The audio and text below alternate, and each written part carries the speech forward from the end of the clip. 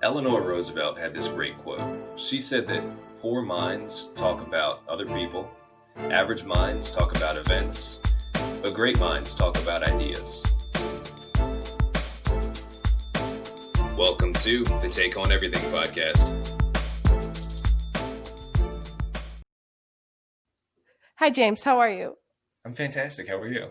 Thank you for asking. People don't ask anymore. I'm good. So, guys, welcome back to the Takes on Everything. I'm Sarahbrook, and this is my beautiful co-host, James Cook. He is the king of segues. Gorgeous. James, do you exfoliate? I love it. Every day. Every day. Wow. How else? Glowing radiance. I wanted to talk about the war on drugs, James, because this we already had it.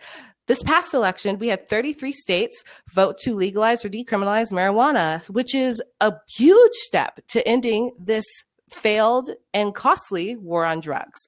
So firstly, before we get into anything, what is a war on drugs? The war on drugs is the government saying drugs are bad. And it was started in 1971 by Richard Nixon and amplified in 1986 by Reagan. So essentially, they advocated that drugs were morally wrong, and they were also ruining our cities and neighborhoods and putting them into turmoil with high crime rates. No one mentions like Reaganomics and like defunding inner city schools and stuff like that also impacted our economic and social structures. So who else did like the war on drugs impact besides go ahead. Yeah. So, I mean, like the war on drugs is crazy. And one, like you said, it is one of the biggest issues right now. And I'm really excited we're doing this because like you said, now we've got, was it 33 or 35 states that's either legalized medical marijuana or straight up legalized the whole thing. Yeah, 15 are legal. Yeah, it's awesome. That is so great. That is a huge step from back in the 70s to now. I mean, it only took 50 years, but whatever. I've never been so proud of America. We're actually doing things, which is great. I'm like, it's slowly but surely we're making a difference, which is fantastic. It's good to see some production actually happen. Absolutely. But today, we're recording this on December 4th. I think it's going to be released the next Wednesday or whatever. But anyways, December 4th, the House of Representatives in United States Congress voted on a bill and passed to decriminalize on the federal level marijuana, which is awesome. It's not going to make it through the Senate, but it's still really cool. It really shows where we're at in the war on drugs, at least marijuana. Wait, James, why? Yes. Why decriminalize instead of legalize? That's a really interesting question. It depends on whether it's a state, local, or federal level. There's a couple really good arguments when it comes to the federal level to decriminalize versus legalize. When you legalize something, you take it out of the black market and into the white market. That means it can be taxed. That also means it can be regulated from the federal level. So we don't usually when you regulate and tax things from the federal level, it gets kind of messy. And it usually takes away the state's ability to make the decision for their citizens. Like the citizens have much more access to their state representatives. So if you decriminalize on the federal level, it takes the authority away from the federal government, which is a good thing. And it brings it down to the state level. So then each state can kind of make the decisions for its own populations, or even localities can make the decisions for their own people.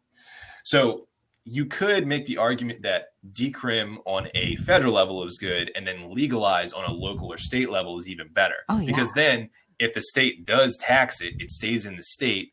And then also you bring it into the white market, so you don't have dangerous drugs, and you don't have drug cartels still getting money. So if you decriminalize across the board, you still have the drug cartel problem and the crime problem. You just don't have the government enforcement problem. So there's still some issues with it. So if you decrim at the federal level and then legalize at the state and local level, in my opinion, that's the best way to get that taken care of. So good first step in the House. Awesome. But okay. We were talking about who does it negatively impact? Right. Yeah. The list is immense. It goes on and on. It's specifically inner city is horrible. Anybody in concentrated civilian population areas, they make up the most of the people that actually end up in jail for drug crimes. It's the concentration of drug use and the concentration of drug crimes, and also it disproportionately affects minorities. I think it's 40% of the prison population is minorities, which is crazy, and most of those are drug related. I think it's an overall 26% of all people in prison are drug related crimes, and the majority of them are minorities. And from the inner city, which is, so it destroys the inner city. It really does. It's almost like a targeted attack on the inner city. And you see people that are like, oh, our cities are rotting out from the inside.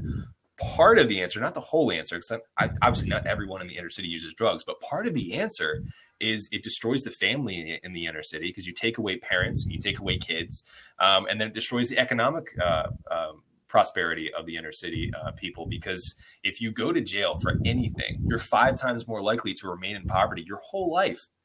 And so that doesn't help the inner city either when all that's concentrated. I mean, that's just, I could go on all day. I mean, what are some of the things that you see as far as like who's negatively impacted? Well, like I first and foremost, the minority community for sure, whether it be governments pumping drugs into their communities so that they can arrest them, or it's the police harassment and the stop and frisk, or it's broken families because one, you're arrested and go to jail for selling drugs, or you're selling drugs on another gang's turf and you're shot and dead now, So, but also like the violence that ensues from the drug war. If not in our communities, but like a lot of people don't think about like drug cartels and like underground ways to like transfer drugs are also used for human trafficking. So if we eliminate the drug war and bring that stuff into the light, we're eliminating a pathway to traffic kids, like hashtag save our children. But then also, can we please? Always be plugging. Always be plugging. Yes. When Biden takes office or whoever, I'm going to start a countdown for how many days there are still kids in cages, because like, especially if it's the Democrats, because like now they're going to be like, oh my God, it's so great. But the media just won't report it anymore. And they're still in there. So this is your daily reminder that there are kids in cages at our border. But also drug addicts are impacted by the war on drugs because they no longer have a safe avenue to go seek help when they're in a dire situation without the fear of being prosecuted. Yeah, I think that is one, the kids thing is insane. From an economic standpoint, because that's what I do. I look at everything from an economic standpoint. The reason why it's relatively inexpensive to smuggle things, whether they be children or drugs across the border, is because there's the black market is huge, right? So if you eliminate the funding of the drug cartels, essentially, because when drugs are illegal, they're really expensive. Guess who gets that money? The drug cartels and the drug gangs locally. So they're making like 10, 15, 20, 50 times what it's actually worth to make it. And they're pocketing all that money. And what do? They buy guns and they secure supply routes. They buy politicians and border agents and all this stuff. And so if you get rid of their funding for the drugs, it's much more expensive to traffic kids. Just like that alone would decrease, and then it would free up resources of the police to actually go do something worth their time and go free the kids instead of hunting down people for using a substance, which is insane. If there was ever a pitch to end the war on drugs and save our children, that's the poster. Yes. That's the poster. I love it. Stop making it easy for drug cartels to traffic kids. One other little tiny piece for funding, though. 26.5% of all terrorist funding for terrorist groups around the world comes from the illicit drug trade. So essentially, by making drugs illegal, we're funding Al Qaeda. And I hope you guys are okay with that, because all of you, drug warriors out there, forget that you're actually giving money to terrorists. So congratulations, played yourself. You played yourself. I hate him so much, but he's such a meme. He's so memeable, and like that's what I do, just like fodder, absolute fodder. Just watch DJ Khaled do anything, and like I can make fun of him for something. But like since we've been doing the drug war for like 40 years, so someone has to be benefiting from it. So like besides like drug dealers who benefit from like higher prices, who else is benefiting from the war on drugs? Oh, so many people. Like you said, it's the drug dealers, the drug cartels. They're there's the people that feel like they're benefiting morally because they want to have a moral, quote unquote, moral society. So they feel like, and this is the piece I think that a lot of conservatives forget, is that just because you make a law doesn't actually change anything Right. at all. There's still the same amount, or if not more, drug use. So the people that feel like they're benefiting, they're just like, well, I made a law against it, so it's obviously not happening. And they forget that, well, drugs get into prisons. Anyways, so the moral conservatives they consider themselves benefiting from the drug war, drug gangs, drug cartels. The prison industrial complex is huge. That is an enormous issue. The amount of money that the prison industrial complex goes through every year is anywhere from 44 to $50 billion a year. And there's an increasing number of private prisons that actually profit off of that. And the problem with, so a lot of people are like, privatize a lot of things. But if you privatize something bad, the market's going to do it better. You don't want the market to do a better job at a bad thing. So if they're producing a bad, like instead of good, so the market really does a really good job at producing goods, right? Things for people to consume. When the government produces a bad, not a good thing, and then hands that over to a private market oriented place that is going to do it efficiently, you're just getting a really efficient bad, and it's not becoming good. And this actually spurs like payback. So I don't know if the listeners know, but most judges have certain like contracts and kickbacks with certain private prison industrial complex companies. Yeah. To the amount of people that they send to their facilities, they get money. So it happens periodically. Every couple of years, you have a judge that gets brought up on charges because they were caught, even though it's a very common practice, they were caught doing it like too much. Like they made too much money, a couple $1 million. There was one recently sort of in my area, in like the Philly area. There was a guy named Mark. I got his name right here. So Mark Civarella and Michael Conahan, between those two judges in PA, 5,000 kids were sent to juvie facilities in Florida, and they made several $1 million between them just off of the kickbacks for sending these kids to jail. Wait, like, how crazy is that? Wait, so you're taking a thing, and like when you privatize a market, you're essentially saying that humans are a product. Yes. So like, and then now you're selling them into slavery if you're taking a kickback. Like that is abhorrent. Absolutely. And don't states have like contracts with private prisons where like they have to maintain? Yes. So like you're punishing. And so we're paying for that. No, but think about it. Like if your prisons aren't full, that means not a lot of people are committing crimes, which is a good thing. But then now you're going to punish the people by fining them to pay the prisons because they didn't commit enough crimes? It's a messed up system. What? Really like this prison should not be privatized.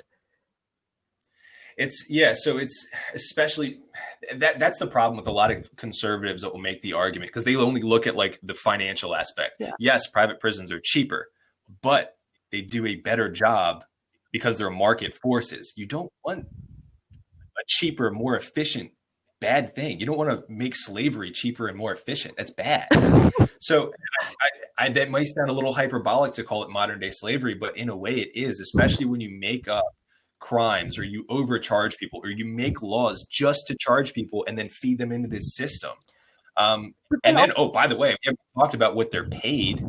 They're paid, what is it, between 85 cents and $3 a day, depending on the state, a day, not an hour, a day. And then they're just straight state laborers. And that's anywhere from 7 to 10% of the prison population. Free labor for the state. But then also, if you read the 13th Amendment, like slavery is legal as punishment for a crime. So they are slaves, even if we're paying them. Like they're by law slaves.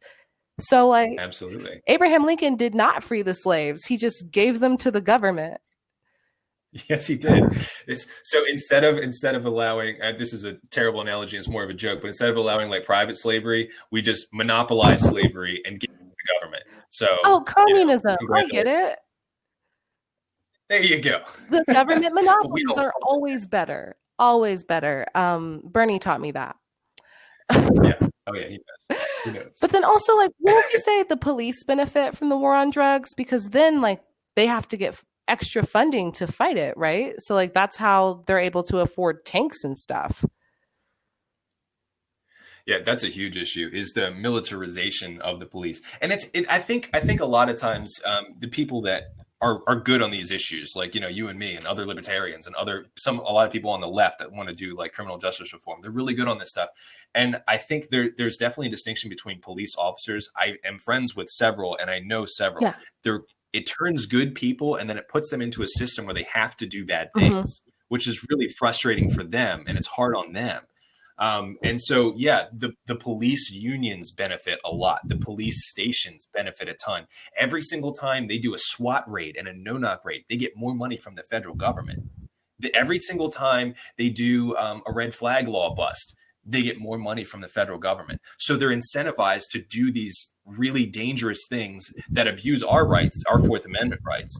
And also, it incentivizes them to over police because they get more money from the federal government for it. So it's this vicious cycle. There's a great author, Radley Balco. He wrote this book called Rise of the Warrior Cop. And he goes through the history of policing when it used to be a very community-based policing system Right. to now it is federally dictated. You have armored personnel carriers. You have military-grade weapons. You have a lot of, they wear armor. They use tear gas, things that are banned by the Geneva Convention. They use here as police officers. Like, also, so the war on drugs puts people in danger, like from the cops, but then also, like, aren't our cops in danger because they're constantly being put into situations where they have to steal people's property, like their means of eating a lot of times, like they're going to get shot. Like, I can't blame a drug dealer for not wanting their property stolen.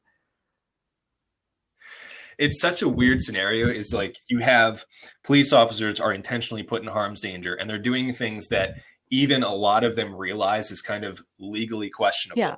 And then it also hurts the citizenry. And so I do feel bad for the police to a certain extent because they're almost like pawns in the government's game where the government and then the politically connected industries like the prison industrial complex are making a ton of money, and they're willing to sacrifice police officers' lives and lives of the community members so that they can make money off of them, which is just horrible. And they're pitting the police and the other people, whether they be citizens that get caught in the crossfire or, some kid that was trying to sell weed, I don't know, like they get pitted against each other. And even the bad guys too. There are some bad people, obviously, that deal drugs. There's a lot of horrible people that deal drugs. But when you have a black market, that's who you hire. You hire the bad guys that don't give a crap about killing a cop, and you just create this horrible war on the streets. And we're all just pawns. I feel like. So we talk about funding, and like that's the benefit of the war on drugs. So I think last year's budget was $31 billion, and they only made like a 1% impact. So that's a lot of money for like 1% of a good job. Like, you failed 99% of the job of the time. So like what's that money going to? That is an insane statistic. Oh, They're 1%. If you had a conversion rate of 1%, you're fired. Like, I don't even know. That's why the government has never been good at investments. Like, remember when they tried to make the airplane and then the Wright brothers did it in 2 weeks, what they couldn't do at all? It's like, guys, we're just going to let you know this is impossible to do, so don't even try. Wright brothers. Oh, what? No, this is possible. I don't remember that. Oh my goodness. Yeah, no, that's a great question. I think the 31 billion was on the federal level, and the states do like another 20 some billion on their own.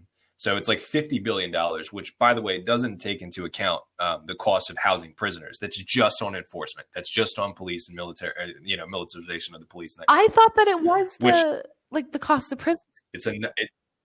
It's another 44 to 45 billion to house prisoners. James, by the way, do you know what we could do with $90 billion? With 100 billion. Yeah, we could do a couple things. Do you know how many tattoos? How many chicken wings? How many schools we could open? Like, we could have. We could give away free tattoos and chicken wings at the schools and still have money left for healthcare. at the schools. For Just health like care at the schools. And then we could open an $100 billion is orphanage. a ton of money. And the orphanage could have a roller coaster. But anyway. Yes, it could. Absolutely. I think the kids would love that. Let's do that. You know, they're so sad about not having parents, and then they just go on their little roller coaster. Like, wee! Your dad's dead, I want to Jimmy. write that. That's terrible. Isn't it awful? But who? I want to write the bill to Congress. I was like, guys, hear me out. All right. So how about we stop wasting $100 billion and we actually use it for good things? Oh my God. What do you think about that? I would sign that. That's revolutionary. Today, we stop doing bad things and we start doing good. Write that down. Don't forget. I know I'm talking crazy. Is this recording? I'm talking crazy. Is this recording? Because someone's going to forget. I know. Okay. So where's all our money going, James? The money is going to lots of things. It's going to locking people up. It's going to enforcement. It's going to, like we talked about earlier, the armored personnel carriers that are now on the streets, basically tanks. By the way, did you know that the state of California has U-2 spy planes that are owned by local police departments specifically for hunting down drug traffickers? I'm sorry. U-2 spy They plane. have U-2 spy plane? They do. Because drugs, though. Like, not because they want to play with them. Okay, one, if I had a fucking military spy plane, you know damn well I'm flying over my ex's house, okay? Like, what? But also... It's probably what they're doing, exactly honestly. what they're doing. It's just the governor spying on his mistress, making sure she's not telling nobody. But That's what? right. How do these U-2 spy planes help stop? Like, because either you have to know exactly where the drug dealers are to fly your spy planes over like where they are, or you're just like listening to everybody until you find a drug trafficker. Now you're onto it. Just listen to everybody. That's a violation also, of my not only... amendment right. I mean, I think so. They don't think so. They don't think it's a violation of anything. Well, it's the government. I doubt they think. Boom. Roasted. Yeah, but the government. Yeah, it's like, but it's us. It's the government. We're you. You're us. Like, you know, what's spying amongst friends? Because let me have a U-2 plane to spy on your house, and then it's even. And that's all I'm asking for. If you gave me a U-2, like that is communism I can get behind. If everyone got to have a U-2 spy plane, I would happily increase taxes. Not prejudice. And immediately they'd be like, guys, we don't need these. Come to think of it, like we didn't even use them, so we don't think you should have them. Exactly. That would go down real quick. If we could start a movement that made everyone get U-2 spy planes, we would, or if we could, what if we start a petition to make everybody a CIA agent? Because then like nobody's a CIA agent. And we could all have badges and we could run around and do like citizens arrests, and they like the government could plan missions for us and we could go do like solve crimes and stuff. It'd be like game night with your friends, you know, just like solve a little. You know how fast they would dissolve the CIA at that point? It's like it would almost work as like reverse psychology. Like we just start talking like this and they're like, oh crap, maybe we shouldn't be doing all this stuff, because then they're going to get some ideas. Could I start my own CIA, like a private CIA? I don't see why not. I mean, they got PIs out there. You might as well. Just like, competition, little competition for the state. They don't like that. You know what? Like, I just have to convince enough people that I have authority, and like then I have authority, you know? Because that's exactly how governments start. Look at you. You're onto something. Say, hey guys, I have authority. Do you though? I do. Respect my authority. That's right. Or, I have this gun as well if you don't respect it. But it's cool. Like, I don't have to use it, but I will. A gun. But by the CIA, way, they have drones too. What? Wait, what? What happened? I said, James, I'm the CIA. I use water torture, not guns. That get mode, But they have drones. Yeah. Oh, yeah. No, I was halfway down the list, by the way. And then we had some fun with the U-2 planes. But no, they've got drones. And this is actually, I think it's a little under half of the police departments around the country have drones, access to drones. So, yeah, they actually use, spying equipment to, to track down drugs. I guess that's their excuse Why the fuck are anyway. we funding this? What else? I don't know. Well, it's just it's all of that stuff. It's too much to go. It's too much to go through because at the end of the day, it bleeds into everything. It's like the surveillance state. It is the type of weapons that are on the street. There was a big controversy back in the 70s as to whether police departments should be allowed to use rifles on the streets because before they just had 38 specials. They had some revolvers and they had some basically not weapons of military style weapons. And then ever since then, because of the drug war, it's like, oh well, we're fighting drug gangs. So now we have to armor up and that kind of thing. So it spirals out of control.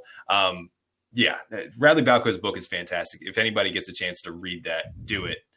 Rise of the Warrior Cop, because it kind of blows your mind. It guy's fantastic. So like funding for the drug war, like does that also include like the cost to prosecute a case? Because like you said, it doesn't include to house a prisoner, but what about like the cost of a trial and the cost of like putting together a case to against an individual and then housing them until their trial, but then also like paying the prosecutors and then often drug dealers are like low income individuals. So you have to Oh hire yeah. an attorney for them. Like, does that also tie into the $90 billion I've already spent? I don't know for a fact, but I would assume due to the separation of like housing prisoners and specific drug law enforcement, I would assume that would be a separate category altogether. I think that would probably just be under the DOJ. Holy fuck, James. Like, I feel like I need a coupon book. It snowballs.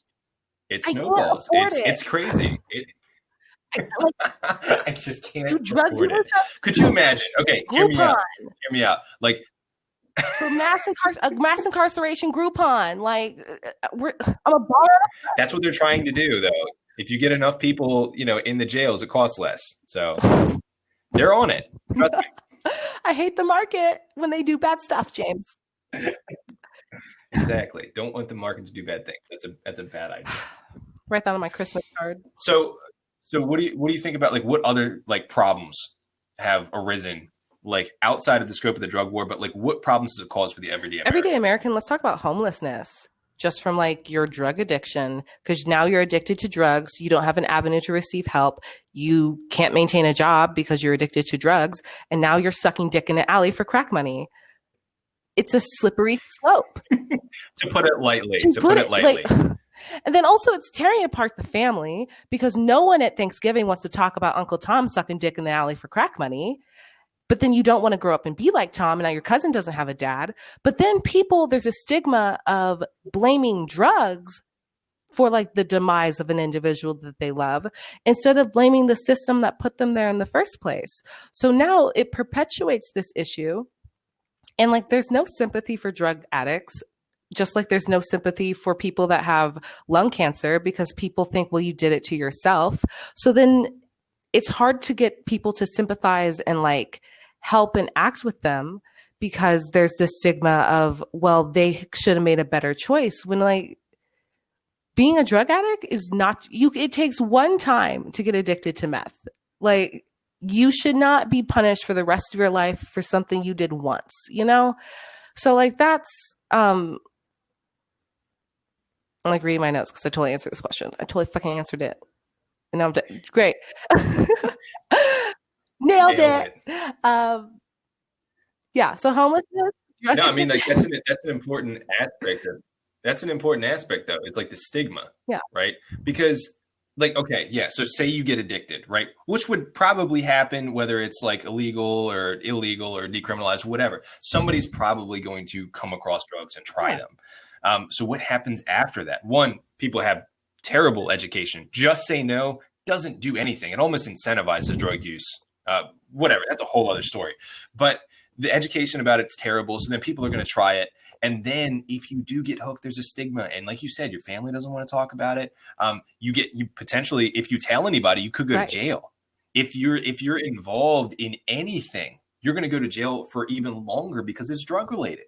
It's insane. And so you have a disincentive. People can't even be honest that they're having a problem because we don't treat it like a mental health or a physical health problem, which half of it's due to mental health issues. So yeah, no, that was a great point. Is the stigma around it prevents people from getting help, increases drug use overall, and hurts the people that actually get caught up in that system. And then they're just, they're going to be poor the rest of their life in and out of prison, which which sucks. sucks. You know, another Yeah, you heard it here. another thing is like we just talked about, like funding. It takes away funding from important vital issues, especially like if we could eliminate the funding for the war on drugs, shrink the funding for our prison complex.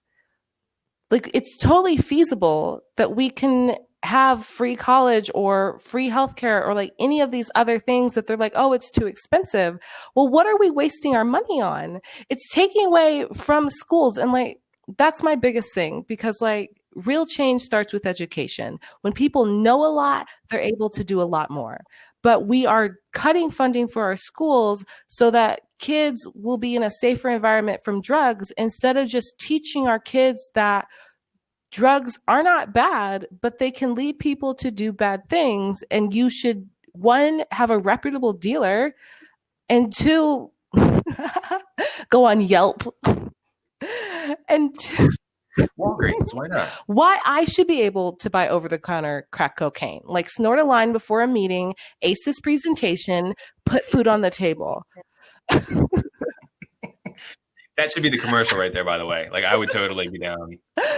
But yeah, it's a compound snowball effect of like, it's not just, oh, drug addicts and drug dealers are affected. Like anybody, like me, someone who like doesn't know a drug user to that extent, or a drug dealer, like I'm just in my apartment and I'm being affected by the war on drugs because of the police state, because of the lack of education for funding and teachers. Like it's a compound effect of like, now because we're doing such a bad job at something we shouldn't be doing, we don't have resources to allocate to all the things we should be doing. And that's a tragedy. Yeah, I was reading. Yeah, that bill that the House just passed. Again, it's not going to get past the Senate, but whatever. They did an economic analysis on it. It would save the country $46 billion just on decriminalizing marijuana, just marijuana. $46 James, billion. So I would much rather. Go ahead. Do you know how many orphanages with roller coasters and pools we could open with $46 billion? A ton. We could do lots of orphanages with roller coasters. We would have so many orphanages. We wouldn't have enough orphans. We'd have so many orphanages. Ugh. But see, then there would be the orphanage industrial complex, and that'd be a whole other episode. There's people killing parents to feed the orphanages. It's got oh my dark. goodness! Let's not stumble down that rabbit hole. That's just that's not. That is not going to end well. All right, so tell me. Do you think, like, this is a really this is a serious question. This is a sticking point for a lot of people. Do you think that if we like decriminalize or legalize, do you think more people would use drugs? Like that's an argument I hear from everybody. They're terrified of it. It's like, oh, everyone's going to use drugs. What do you think? No, I don't, because even if it's legal, doesn't make it mandatory. So like, I personally, even if like heroin was legal, wouldn't use heroin because I don't like needles, so there will still be that population who won't use drugs. And if you aren't using drugs now and it's only because of the law, you should like reevaluate your priorities. But then additionally, I think less people will use drugs because a lot of people use drugs because you can't, and it's like a cool thing to do because it's illegal. And then now it's like everyone uses cocaine, Susan, you're not that special. Then it's like, it's just like an over-the-counter thing, And like cocaine was legal. Was everyone a coke addict back in the day? Additionally, we had alcohol illegal and then we legalized it. Is everyone an alcoholic all of a sudden? No. Some people don't drink. Some people drink to excess. Some people just drink on the weekends. And like that's the freedom and personal choice. And I think that's what people are really scared of is if I have the ability to do something, even though it's bad, will I be able to restrain myself and have discipline on something? And a lot of the time, why we want strong government is because it takes away the point of having to think. And like that's That is a huge insight, by the way. I love that. That's so great. People like they feel like they need someone to tell them what to do, or they feel like they need someone else to tell these other people what to do because they're terrified of the decisions that they or people around them are going to make. exactly. But like trust yourselves, babies. Like you've made it this far. And like So you make you make decisions every decisions day. all Like the it's so scary. time, all the time, and it turns out great. I've lived 22 years making decisions, and like nothing bad has happened. A lot of good has happened actually. So like all you're really doing is adding one more decision, and that's why education is so important. If we're able to teach our kids in a non-stigmatized environment that this is cocaine, this is what it does, it's overhyped, it's not that fun. This is Adderall. This is what it does. It's kind of cool. Acid's only good if you're going to a music festival. Don't do shrooms alone. Then they're able to do way better in making their choices because it's informed consent and there's no peer pressure attached to it just to look cool. Yeah, those are great points. And like, there's two. So there's the alcohol piece, like in Europe, like where the drinking age is way lower. They have much less alcohol abuse across the board because it's not stigmatized. Like, and they know that you have to use it responsibly. Taught from a young age, you got to use it responsibly. Make good decisions. They don't have a problem with it. The second piece there is Portugal. Right. So Portugal, this is the key argument. And this is a really great jumping off point to what we'll see in Oregon. We'll talk about that in a minute. But Portugal in 2001 had 1% of their population was addicted to heroin. I could not imagine how awful that must have been. 1 in every 100 people you saw was addicted to heroin.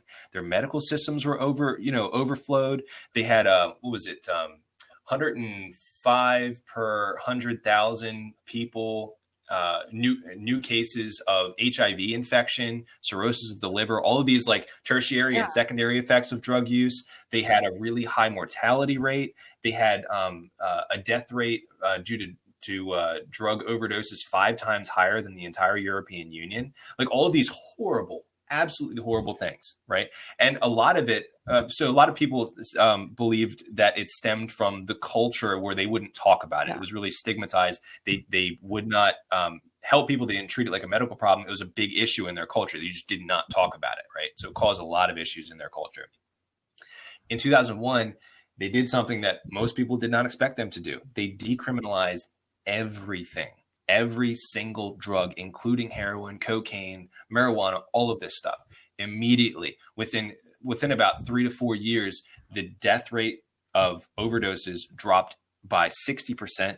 You had the drug use rate, which means the number of people using drugs, dropped by 25%.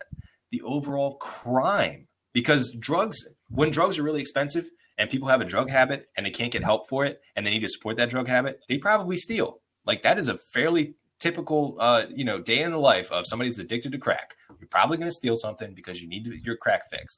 So their violent crime and their crime rates overall dropped by 20% within a handful of years. So like by 2005, their kids weren't doing drugs. The HIV rate dropped from 105 per 100,000 new cases per year to 4 per 100,000. That is an amazing 105 to 4 within a span of just a couple of years. And drug use rates, not just heroin, cocaine, marijuana absolutely dropped, fell in half. I think Forbes published an article. It's now in half from 2001. It's half the rate. And now they have the fewest overdose deaths in all of Europe. And what they did was they decriminalized it. They did not legalize it, but what they did was Um, it was a small fine, and or you had to agree to seek treatment. And instead of spending the money on enforcement, they funded treatment facilities and education. So people were able to make better decisions. So the young kids, like 16 to 24, who were the highest use, like, you're a young, dumb kid, you try heroin, now you're hooked. Well, they got better education out of it. And they had the largest decrease in drug use per age range out of everyone.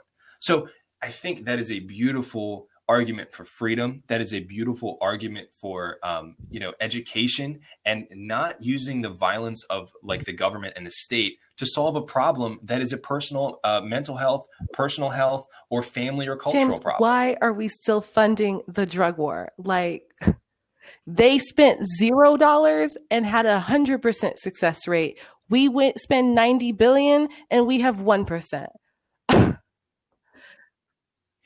We can just end the show right there. That's the poster. Sweden did it for free. There's so many. Yes, they did. Sweden's another great example. And what was so disappointing about the vote today with the marijuana bill was almost, I don't understand why it's along party lines, right? Republicans claim to be like these small government people. There was like two Republicans that voted for it, right? And it was like almost along party lines. I'm like, guys, this is not a party issue. This is a free people, American issue. Like, the people have already spoken. Remember, Republicans want freedom with your money, but they want to control your morality, and drugs are a moral issue. Yeah. Which is mind your business, Karen.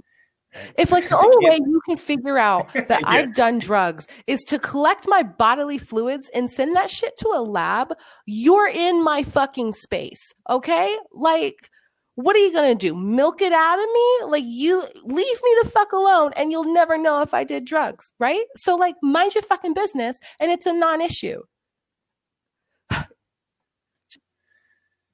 Yeah, I swear, the founders, if they saw the drug war, they would be appalled. Like, I know they have their faults, but their vision of what freedom and liberty and what America was supposed to be as far as the government relationship to the people, it was nothing even close to what we're seeing right now. The drug war is an absolute offense to all of the founding principles. And again, I know it was imperfect, but the ideas were there and they were important. James, what's happened to our country? I don't know. We got to get it back. We're working on it, though. That's what this podcast is about. We're here to help educate you guys, help start a conversation, help just bring these real questions. These are real questions. People are scared about ending the war on drugs. It's a scary thing. People don't like change. People are scared of change. So that's why we're talking about this. We're talking about this, bringing it out in the open, and hopefully we can make a difference and save some people. So, James, we talked about the issues that have aroused since the war on drugs started. What have we done to like combat those issues centered around like the war on drugs? Yeah, I mean, there's been a lot of approaches. One, the 94 crime bill was like, well, hey, just, drug war harder. And then we just arrested a whole bunch of people, mostly minorities, because apparently they're the only ones to do drugs. Hunter Biden did that, yeah. No, but like, exactly. Oh yeah, the rules the rules for you guys, but not for my kid. Like, drug war. Dude, he's got a mental problem. He's got a mental health Smoking problem. crack is only wrong unless you're getting a foot job while you're doing it by a stranger in the middle of an election. See, there's the loophole. We found it. Like, that's the little code. Yeah, you were doing crack, but like, did you get a foot job and film it? Because that's the issue. Yeah, that's like sex work, right? So it's like, if you film it, it's legal, but if you don't film it, I have that video saved on my phone. I watched it twice, and now I just like won't delete it because fuck Hunter Biden. Like, I have it still, and you don't want no one to see it, and I have it. I have not seen it, and I don't plan to see it, but I will take your word for it. At least one of it's art. At least one of us has seen it. It's art. When I think about this question, what comes to mind is Barack Obama and his 2014, My Brother's Keeper initiative that he started to address mass incarceration and black on black violence within the minority communities. And in 2004, so it started in 2014. And in 2014, we had 2,451 murders, according to within the Black community, and 2,205 of those were committed by another Black person, meaning 2,000 Black people were killed by Black people. So then this initiative was adopted by all 50 states, and then in 2016, it was out of 2,870, 2,570 were Black on Black murders. So what the fuck has this initiative done? And what it is for. And then also, like, the prison population between Black and Latino men has maintained at 56%. So what this initiative is Barack Obama saying, I'm going to create an obstacle course that is treacherous for you. And instead of making it safer and easier, I'm just going to provide you a program to mentor you and help you better navigate these bullshit obstacles. And like, how can you say that you are for the Black community when you are actively trying to like make their life harder, and your only solution is to show them how to play your bullshit game instead of acknowledging that you are an issue, you're causing these problems, and these people voted for you with like a hope in their heart that something would be different for them, and you have done nothing but make it harder, and you pat yourself on the back like some fucking accomplishment, the first Black president, when you've done nothing for the people who put you there, who like cried at your inauguration that like, this is it, we finally made it only took 400 years, and you still continue to enslave them. And instead of helping, you're going to help them navigate the bullshit you've done, so maybe a few more people can slip through your cracks. It's absolute shit.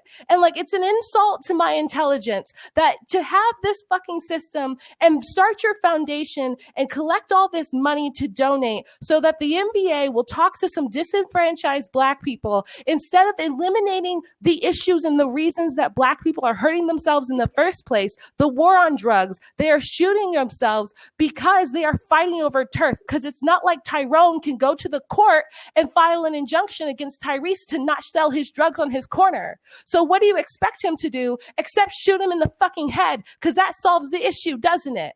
Like, we're treating the symptoms and not the problem. And that is what irritates me. So Obama's on my list, James, is what I'm saying. Amen. That was wonderful. Guys, that was the weekly Sarahbrook rant. And if you haven't been exposed to them yet, they're fantastic, as you've just heard. That is moving. Like, honestly, like, you need to be like on some kind of, I guess this is the platform, but like on some kind of stage in front of like, thousands of people telling them, hey, these guys. Everyone needs a list, James, and you just need to like sit and like ponder and like boil in your hate for these people, because that's how we change it. And like, we're fighting back and forth because like, oh, it's the Democrats fucking it up. And it's Obama. It's Obama who bombed 100,000 bombs on little brown kids, but we're going to sat around and tout that Black Lives Matter. Oh, only if they're American though, right? And only if like it serves our fucking agenda and I'm bored at home and they're not in the middle of a pandemic, because if I'm not, then I'm going to elect a cop who killed 3 Black men, purposely withheld evidence. And we're all going to like ignore that as a mistake because like murder is still better than Trump somehow. But like, I hate Trump, that orange bastard, but he's never killed anybody. That